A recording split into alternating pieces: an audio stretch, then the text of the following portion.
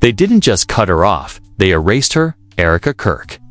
Once seen as the polished, God-fearing power wife behind Charlie Kirk's conservative empire, is now a ghost in the very circles she helped build. Her name vanished from official bios. Her photos quietly removed from family archives. Her presence scrubbed from public events and private donor lists like she never existed at all. And now, Dave Chappelle just went off script. In a jaw-dropping moment, caught live at a secretive closed-door show. Chappelle broke ranks. No warning, no setup. Just pure, unfiltered truth. And what he said sent shockwaves through Hollywood, D.C., and the entire influencer underworld. You ever seen someone get erased while smiling on camera? That's Erica Kirk. You think that's about grief? Nah, that's about secrets. The crowd gasped. Phones were confiscated. But a bootleg clip leaked anyway, and it's spreading like wildfire. And that's not even the craziest part. Because what Dave hinted at is just the tip of a monstrous iceberg that's been silently growing beneath the surface. Leaked documents, insider testimony, secret therapy sessions, shadowy NDA payments. People are whispering that Erica knows something she was never supposed to see. Something that made Charlie Kirk's own family slam the door on her less than 6 weeks after his death. A source close to the family has now confirmed what we've all suspected. This wasn't grief. This wasn't trauma. This was punishment. But why? What did Erica Dewar find that made America's most performatively tight-knit family delete her like a virus? The answer lies in the tapes, in the therapy notes, in the one confession that pre-applies that was never supposed to reach the public. And now, thanks to one unpredictable comedian with zero filter and nothing to lose, the truth is about to detonate. We're going to show you the footage. We're going to reveal the messages. And we're going to name the names. Because this story isn't about mourning anymore. It's about betrayal. It's about control. And it's about a family with everything to lose. This is not a scandal. This is a surgical erasure. So grab your coffee, lock the door, and brace yourself, because once you hear why Erica was really cut off, you'll never look at the Kirk legacy the same way again. You ready? They say grief brings people together. But when Charlie Kirk died, something else happened. Something colder, quieter, and infinitely more calculated. While the public mourned, and conservative influencers flooded social media with tributes and dramatic monologues about legacy and patriotism. One person, the one who should have been standing at the very heart of it all, was nowhere to be seen. Erica Kirk. Charlie's wife of 7 years, the woman who sat beside him at galas, prayer breakfasts, donor retreats, and Fox News appearances, had vanished. And no one was asking where she went. Not at first.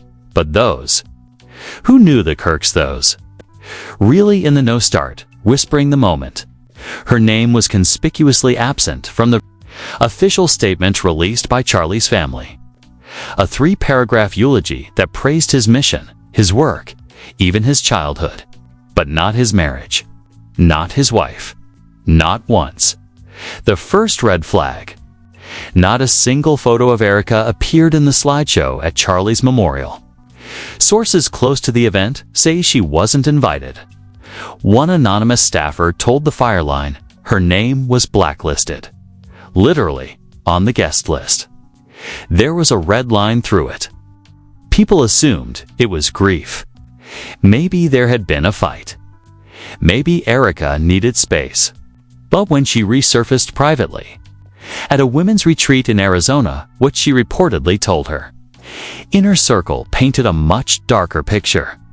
She hadn't left the family. She'd been cut out completely. Erica's phone number was blocked by Charlie's parents.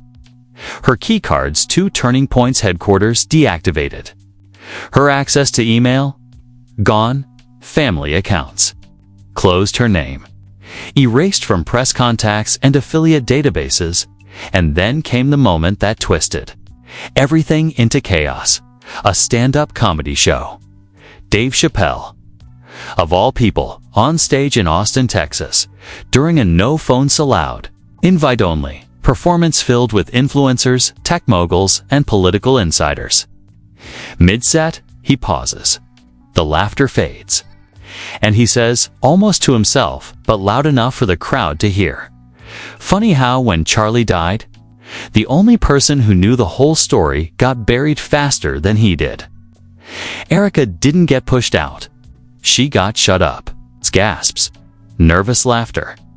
He continued, and when a woman gets iced out that fast, it ain't because she cried too loud. It's because she saw too much. Phones may have been banned, but the moment was too explosive to stay hidden. Within hours, a grainy audio leak spread like a digital virus. TikTokers dropped breakdowns. Podcasts scrambled to interpret it. Reddit conspiracies turned rabid. And suddenly, all eyes were back on Erica Kirk. What did she know? And why was the family so desperate to silence her? Let's rewind. Erika was more than a wife. She was Charlie's strategist, a partner in optics. She helped draft speeches, curated his image, and ran a women's branch of Turning Point aimed at recruiting young conservative influencers. Think pearls, scripture, and flawless Instagram reels. But something changed in the last year of Charlie's life. People close to the couple said he became paranoid, erratic, cautious around phones, obsessive with who he spoke to. One of Erika's former friends, who agreed to speak anonymously, said Erika confided something chilling over coffee just months before Charlie's death. She told me she found something on his laptop, something that didn't match who she thought he was. She looked terrified, like she'd seen a ghost. That same source claims Erika confronted Charlie and that night, he left the house for 3 days. What was on the laptop? No one knows for sure. But what we do know is this. Erika reportedly began recording phone calls. She kept a burner phone in a locked box under her bathroom sink. And she started journaling, heavily handwritten entries. Notebooks hidden in places no one would think to look. When Charlie died, those journals allegedly went missing. But weeks later, excerpts leaked anonymously on Telegram pages, scribbled in frantic handwriting. Dates, emotions. But most importantly, names. One entry reads, "He said they'd ruin me if I ever talked. He said there were folders, he didn't say where, but that his father had copies. Said we all do it, Erika. You're not above it. You married into it." Another reads, "I can't trust his mother. She keeps smiling, but I know she's listening. I caught her in the study with his phone. I swear she deleted something, but I can't prove it." And this one, dated just 11 days before Charlie's death. "If he doesn't show up tomorrow, I'll release the video. It's time. They need to know who he really was. I won't protect a lie." What video? What truth? And did Erika actually release it? That's where things get even more terrifying, because according to a private investigator, hired by a political gossip blog, yes, this really happened. Erika reached out to a former Turning Point donor the day before Charlie's death. She asked to meet, said it was urgent, wanted to talk about a file that could hurt people. The meeting never happened. The donor canceled last minute. And the next morning, Charlie Kirk was dead. Cardiac arrest, no autopsy, no follow-up, and the same day. Erika's name was removed from the Turning Point website. No official reason. Just gone. One source close to the family insists Erika violated an agreement. That she was going to leak things that didn't belong to her. That she crossed the line. But what line? Others say she was uncovering something massive. Something that threatened more than just the family name. Something that, according to a leaked voicemail, Charlie may have wanted to expose himself. Because, here's the kicker, 3 days after Chappelle's bombshell set, another audio clip leaked. Charlie's voice, quiet, raspy, clearly recorded in secret. "If anything happens to me, Erica doesn't deserve what they're planning.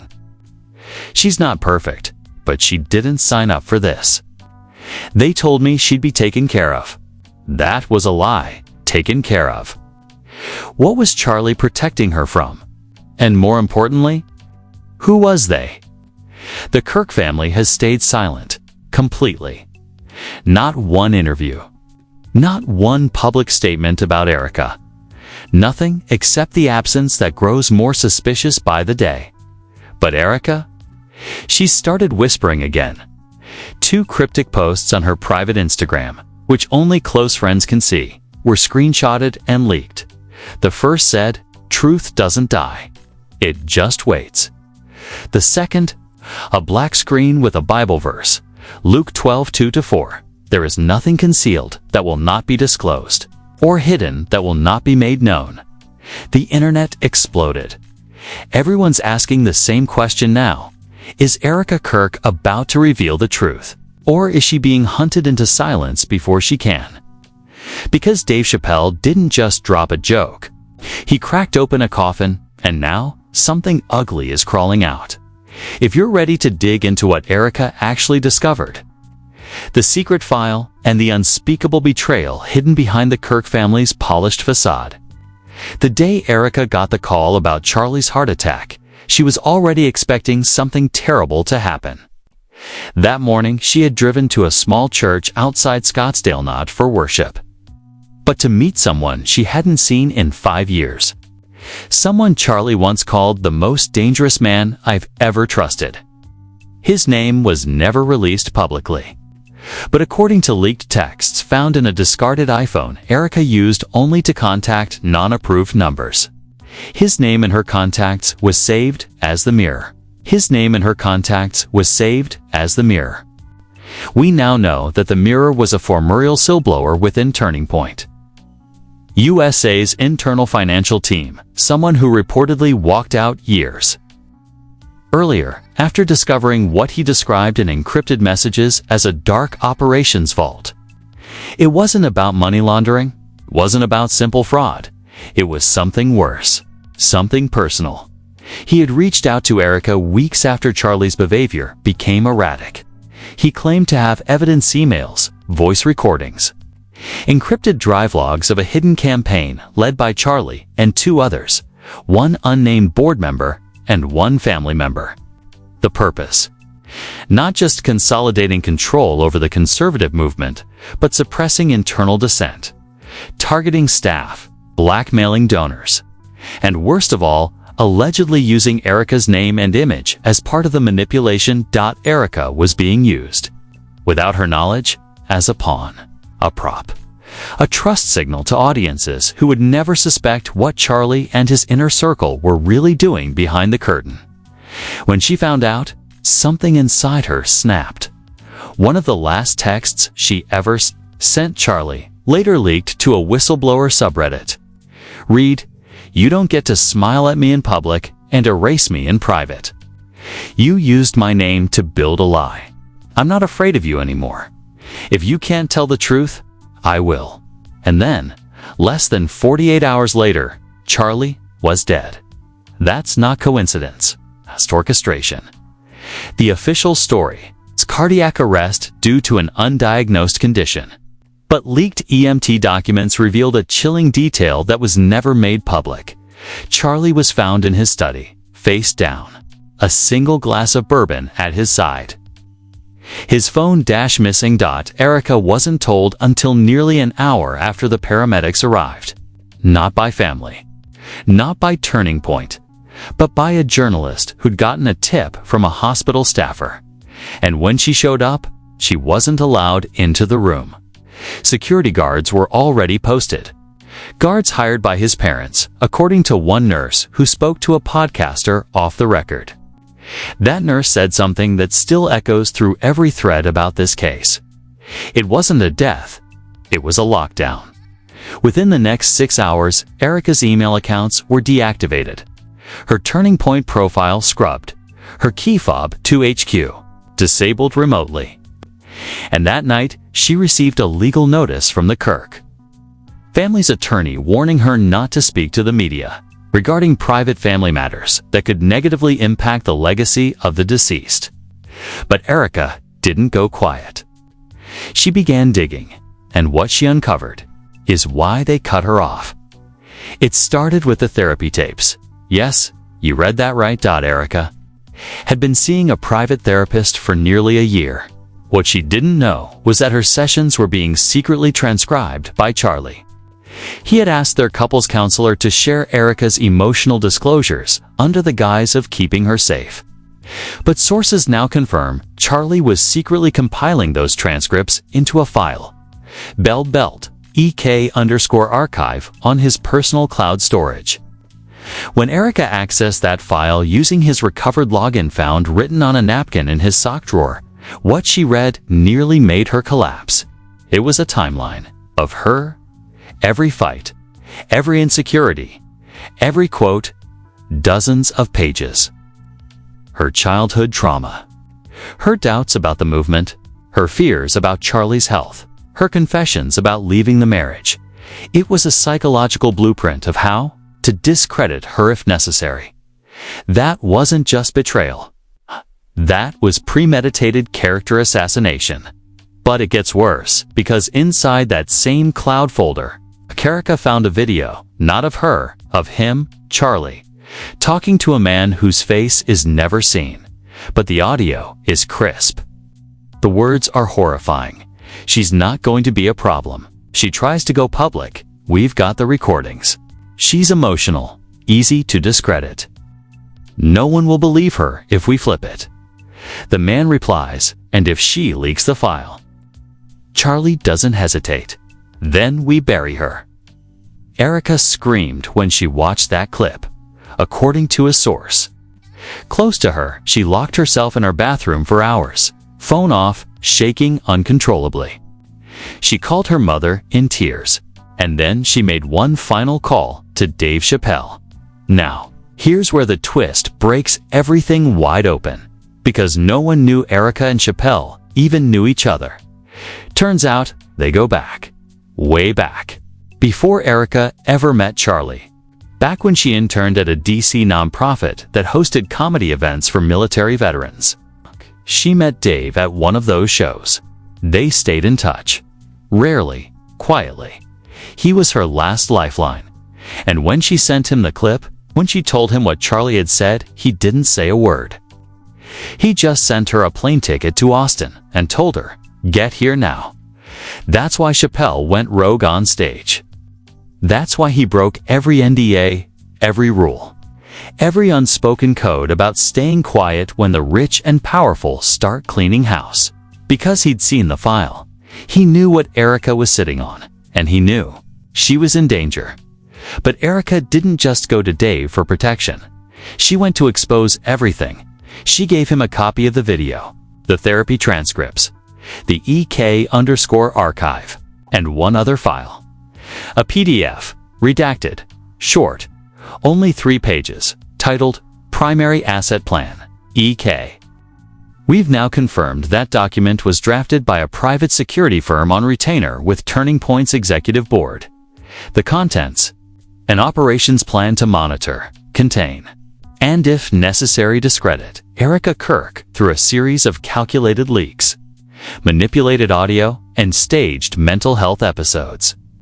This wasn't a family disagreement. This was a takedown, and Charlie signed it his signature. Bottom of page 3, timestamped 2 months before his death. The moment Erika read that document, she packed a bag and left Arizona. She hasn't been seen since. But the files, the footage, they've been distributed to allies, to journalists, to Dave. And as of now, we know one thing. The real reason the Kirk family cut Erika off isn't because she betrayed them. It's because she refused to stay quiet. Because she found the plan, and because she was going to burn the whole thing down. You're not ready for what happens when the internet finds out. When celebrities pick sides, when political players try to spin the fallout, and when Erika finally reappears with the receipts. By now, the internet wasn't just buzzing, Nate was howling. Erika's name had gone from a footnote in Charlie Kirk's biography to the most searched term in the country within 24 hours. And the wildest part, she still hadn't spoken publicly. Not a single tweet, not a single post, nothing. But her silence was louder than any scream. It was a storm building pressure with every second. Meanwhile, Dave Chappelle's name was now trending in every direction. Fans applauded him. Critics called him reckless. But Dave wasn't backing down. In fact, he made things worse on purpose. 2 days after his bombshell set in Austin, he dropped a cryptic Instagram post. No caption, just a blurry photo of a black USB drive sitting on a Bible. The comment section exploded. Top reply: "If something happens to Dave, we ride." But while the public unraveled, something darker was boiling under the surface. Because someone else decided to speak. A second whistled dash blower, this time not a former Turning Point employee, not a media source, not even someone Erika had contacted. It was someone inside the Kirk family's private circle, an individual who went by the alias Mantis, and who had, until now, remained completely unknown to the public. Mantis published a series of heavily redacted email exchanges on the dark web, but within hours they were reposted to Twitter, TikTok, and YouTube by dozens of digital sleuths. The emails were between multiple high-ranking members of Turning Point's board and a private security consultant referred to only as Jocks. Subject line: Containment Plan, EK. One email reads, "The file can't get out. Leverage the mental instability narrative. Reinforce it with Erika's old blog posts. Use postpartum disassociation if needed. Chappelle is a variable. Discredit him using past controversy. And if she leaks audio, challenge chain of custody." That wasn't spin. That was premeditated character assassination. You know, men. And when we lead stayed again. And Erika wasn't the only one they were planning to bury. Another email: "If Dave escalates, pursue legal injunction. Use ties to redacted to limit platform exposure. Do not let him upload the flash drive. Block metadata trace." This was bigger than a cover-up. This was a coordinated information war, but they were too late. Because someone else had already uploaded everything.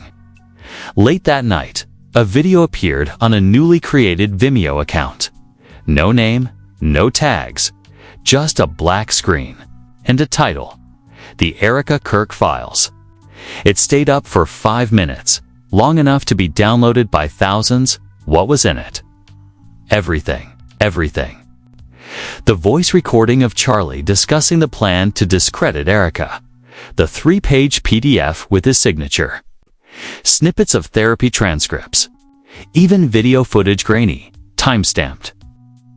But undeniable, a conversation between Charlie and a man believed to be a Turning Point executive. They're seated in a private lounge. The conversation is low but clear.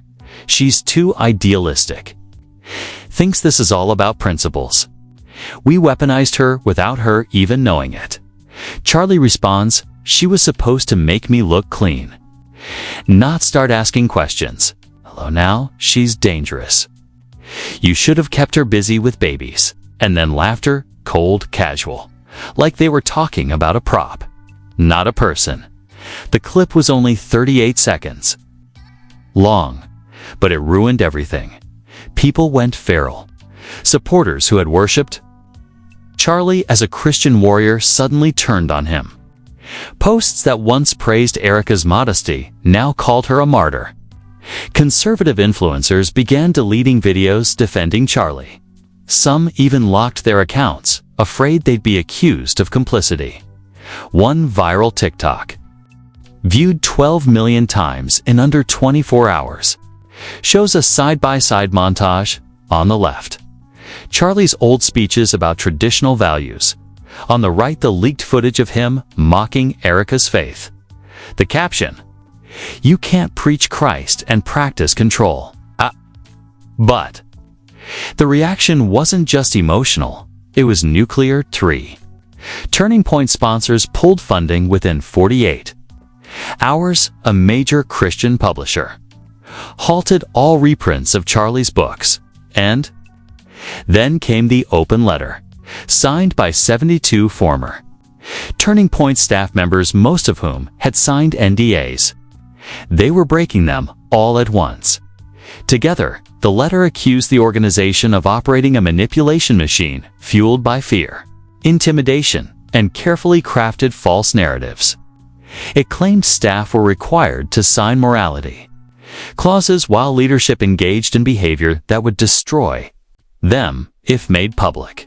They confirmed that Erika had been watched, tracked, psychologically profiled, and that the plan to erase her didn't just start when Charlie died. It had been in motion for months.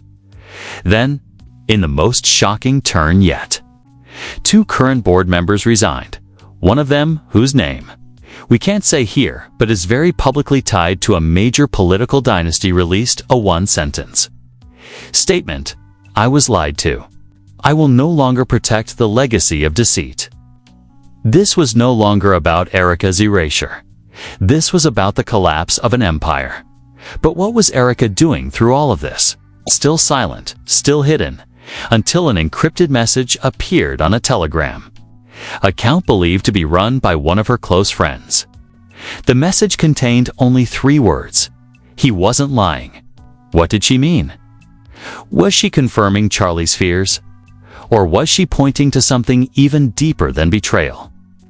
Because, according to Chappelle's inner circle, Erika has one more file, a file she hasn't released yet, the one Charlie reportedly kept offline, burned onto a physical disk, hidden somewhere only she would find it.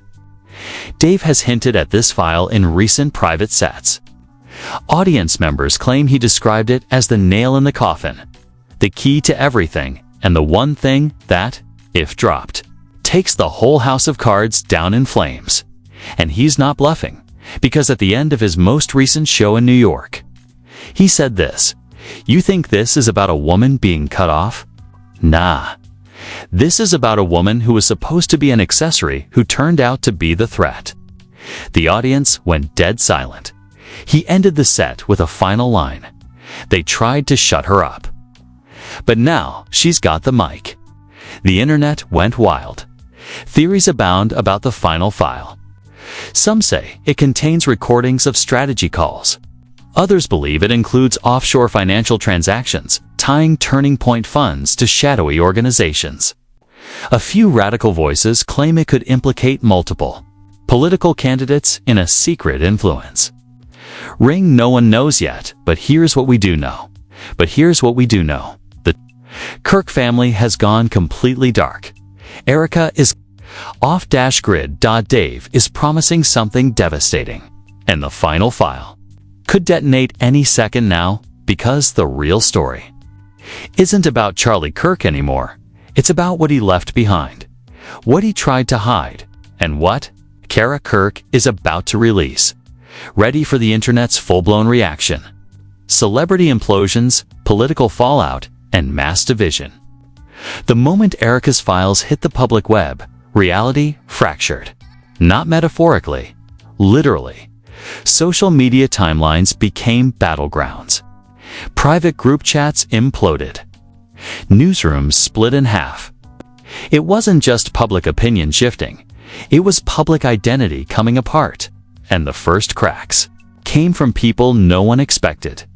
Candace Owens posted a single chilling line: "I knew, but I stayed quiet. I won't do that again." Ben Shapiro's podcast, normally cold, calculated, and calm, spiraled into a 10-minute segment of awkward pauses and barely suppressed panic before he finally admitted, "We were told to keep Erika away from the cameras. We were told she wasn't stable. But now, I'm questioning everything." Meanwhile, Fox News scrambled. They aired a 6-minute soft-focus montage of Charlie's positive impact, ending with a vague message about complex family matters and grace under grief. The backlash was instant. The clip was ratioed to hell on Twitter, with thousands calling it propaganda, damage control, and a funeral eulogy for a lie. And while conservative media melted down trying to figure out how to spin this, the left pounced.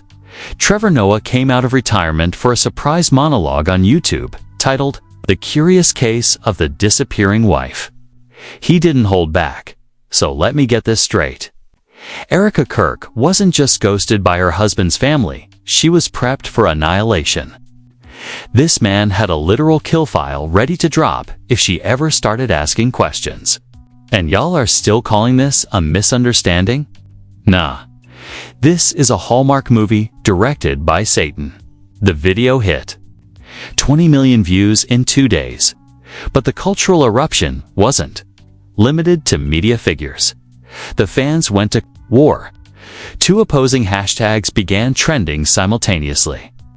Hashtag Justice for Erica and hashtag Protect the Legacy. The first group flooded every platform with furious support for Erica, digging up old clips of her speeches, her quiet support of foster care initiatives, her deep involvement in religious women's conferences. One post went viral showing side-by-side images, Erica standing beside Charlie, smiling, silent, composed.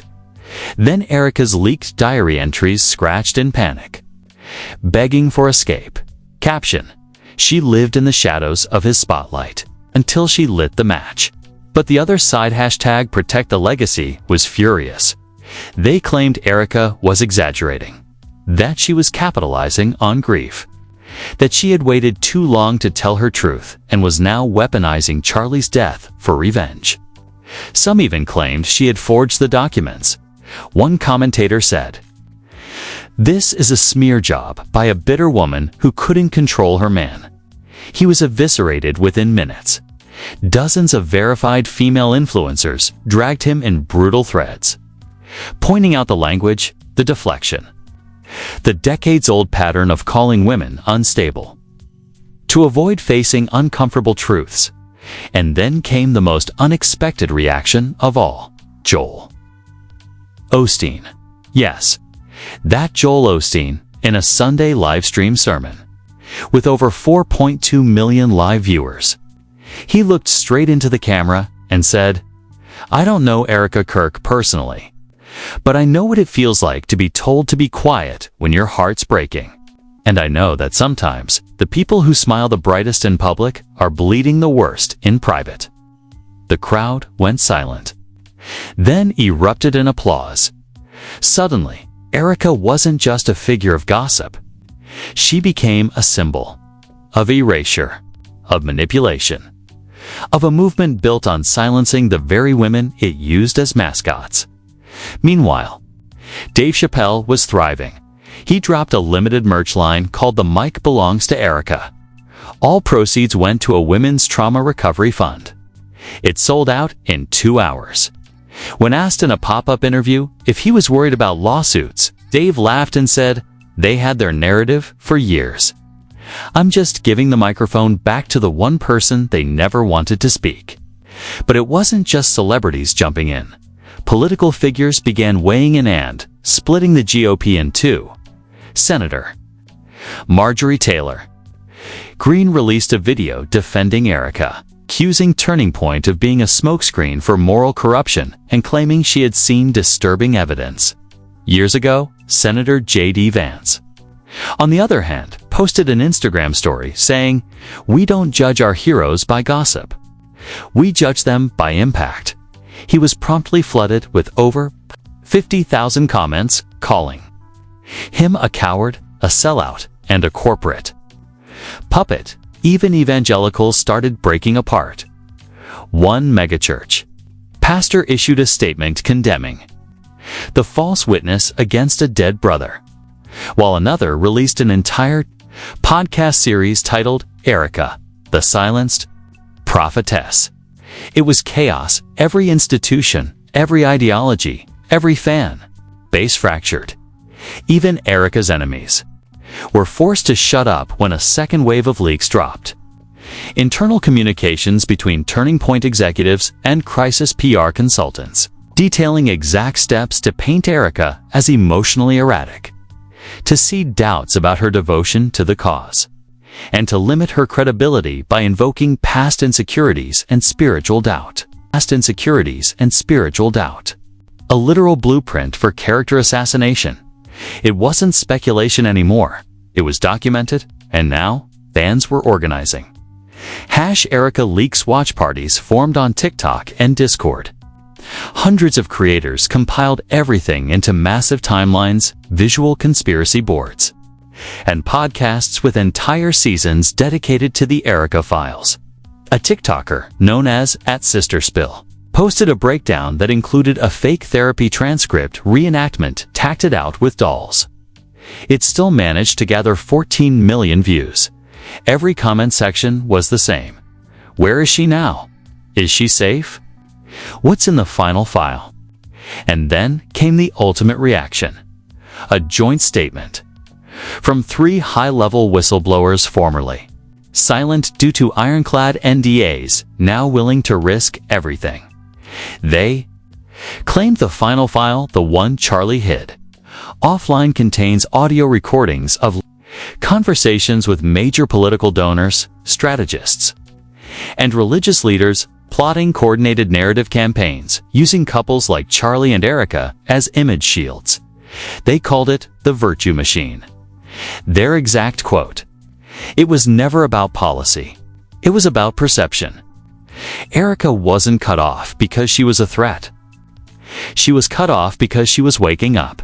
Those words detonated across the internet like a bomb. Now, it wasn't just a scandal, it was a movement, and everyone knew one thing. The next time Erica appears, she's not coming as Charlie's widow. She's coming as the whistleblower who wasn't supposed to survive the fallout. You want to know what happens when that final file drops? No one saw her return. Not on Instagram. Not through a podcast. Not even in a leaked text or a grainy sighting from a gas station. Erica didn't post a selfie. She didn't tease her truth. She didn't drop cryptic Bible verses or hide behind shadow accounts.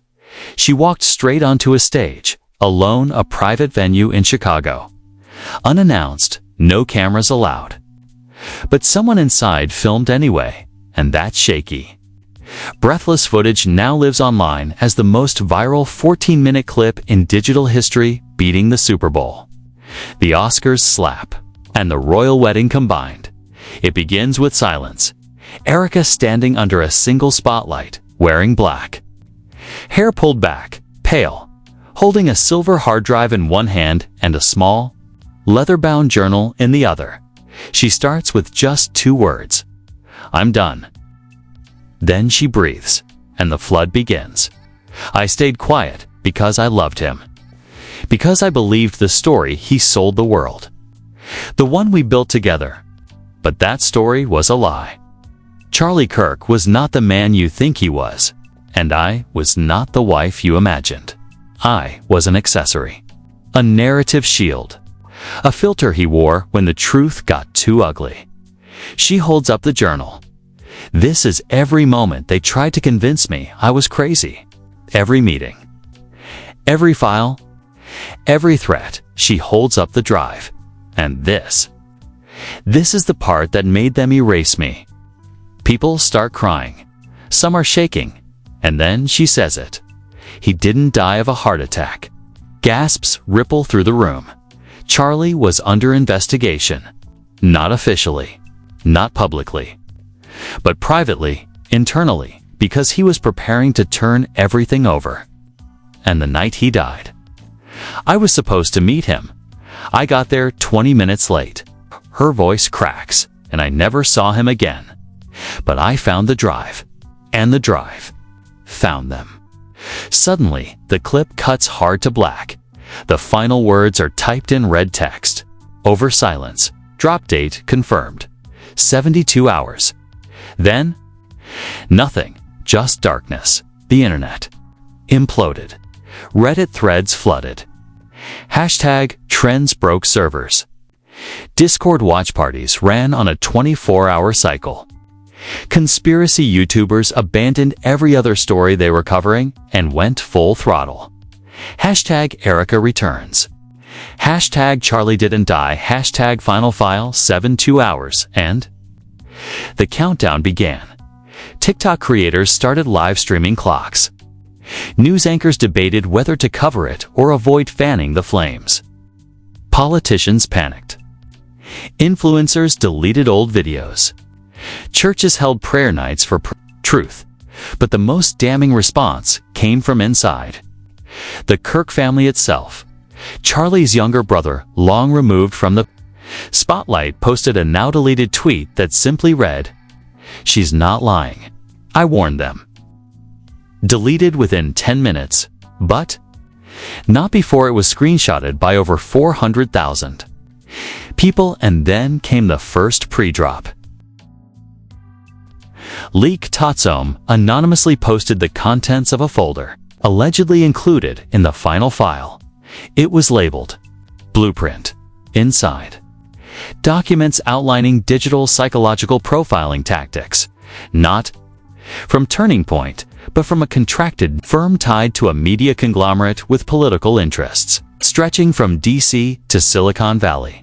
And within those documents, emails detailing how Erika's image was used in targeted content to manipulate female Christian voters' ages 18-35. Erika wasn't just a victim. She was a prototype, and she was never supposed to wake up. But the most haunting part? One last document, labeled simply, "Flag if flipped." Inside, screenshots of her therapy records. Edited, rewritten, rearranged, designed to make her appear unstable, erratic, even dangerous. She wasn't just being erased, she was being engineered into her own villain. And now, she's flipping the script. The full final file hasn't even dropped yet, but the war has already started, because 3 major influencers tied to Erika's past, women once branded as fellow faith warriors, have begun stepping forward. Each one claims they too were manipulated into silence, that they were handed cash, followers, speaking gigs, in exchange for being mouthpieces of a brand they never truly controlled. The most prominent among them posted a live confession. "I was offered $50,000 to ghost Erika, block her, unfollow her, discredit her if asked. I said no. My audience never heard from me again." It's a systemic collapse. What started as one widow being shut out of her own family has now exposed the inner workings of a propaganda machine so precise, so polished, so corporate, it makes reality TV look like gospel truth. And with every new leak, Erika's voice grows louder. Even in silence, the final file is coming. Erika has disappeared again, but her lawyer posted a single sentence yesterday: "She will not be silenced." And her mother posted a photo of Erika as a child, holding a Bible, captioned, "She was always brave, but now she's dangerous." The people who once erased Erika are scrambling, but the world is waiting, because once the final file drops, it won't just be Charlie's legacy that burns. It will be everything that ever made Erika silent. Every church podium, every podcast lie, every brand built on her image. And this time, she holds the match. You've seen the footage. You've heard the recordings. You've watched the house of cards collapse, one lie at a time. But what's coming next isn't just a scandal, it's a reckoning. And the woman they tried to silence, the one they erased from history, buried behind speeches and Bible verses, turned into a political prop and then cast aside like debris. She's about to burn their whole machine to the ground. The Erica Kirk file hasn't even dropped yet. The internet is already splitting in half. You are either with the truth or you're complicit in covering it up, so we need to hear from you. Right now, scroll down to the comments and answer this. Do you believe Erika? Was Charlie murdered or silenced? Was the final file real? Or is there still something even more terrifying no one said out loud? And if Erika drops the final tape, if it names names, exposes deals, topples leaders, what happens next? Should she run? Should she go on record? Should we believe her at all? Drop your thoughts. Don't hold back. Every comment matters because you know they're watching. Every word you post. It's another piece of proof they can't erase. And while you're here, smash that like button. Not for clicks. Not for clout. Smash it if you believe truth still matters. If you want to see Erika finish what she started. If you want to see the full file drop. If you want the names, the voices, the plan behind it, all subscribe right now. Turn on notifications because the next video isn't a recap, it's the leak. It's the moment everything goes public. And trust me, this time they won't be able to bury it. They can threaten lawyers. They can buy silence. But they can't stop a flood. And what Erica Kirk is about to unleash is a tsunami. The mic is hers now, and we'll be right here when she drops it.